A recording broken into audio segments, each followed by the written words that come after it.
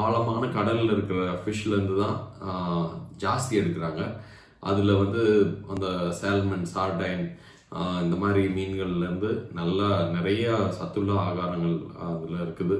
இதில் omega 3, omega 6 fatty acids, அது இல்லாத விட்டமின்ஸ், மினரல்ஸ் எல்லாமே இருக்குது. Vitamin A, vitamin C, vitamin D இதெல்லாம் அந்த மீன் மாத்திரையில் இருக்குது. நான் மீன் மாத்திரை ரெகுலராக நான் கொடுக்கறது உண்டு. நான் எது கொடுக்குறேன் அப்படின்னா, கண்ணு ட்ரை ஆகிறதுக்கு கொடுக்குறேன். ட்ரை ஐஸ்ன்னு சொல்லுவோம், அதுக்கு நம்ம யூஸ் பண்ணுறோம். குளோக்கோமா, கண்ணில் ப்ரெஷர் கம்மி பண்ணுறதுக்கு நான் யூஸ் பண்ணிக்கிறேன்.